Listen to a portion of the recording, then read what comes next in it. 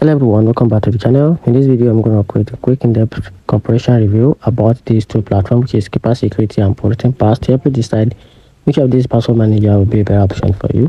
So talking about the Keeper Security, which is the overview, it's a full-featured password manager designed for individual and organization that want to tie security, encrypted file storage, and admin control. Talking about Proton Pass on the other side, it's a newer privacy first password manager created by the team behind Proton Mail and Proton VPN, offering a full end-to-end encryption even for metadata.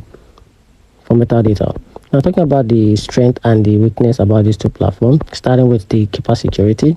So talking about the strength, it has a zero-knowledge encryption and secure file storage. It also has advanced features like breach monitoring and dark web scan, with a scalable for business with admin control and role management. Now talking about the weakness of Keeper Security, it is expensive compared to most consumer options. The interface is functional but not as intuitive as Proton Pass. It can kill for simple and personal use. Now talking about the Proton Pass on the other side, revealing the strength, it has an end-to-end encryption for all data including metadata, clear interface with a email aliasing support. It also stimulates the integration with the Proton Mail's VPN and Drive.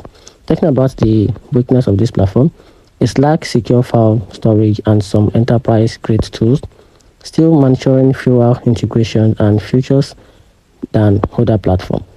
Full features required Proton Unlimited subscription, which is part of the downside of this platform. Now, here's my overall conclusion. If you need a high-level security encrypted storage and business-ready tools, just go for Keeper Security. And on the other side, if you want a straight privacy and modern interface and already use Proton service, just go for Proton Pass. So that's it. Let me know in the comment section what you think about these two platforms. Thanks.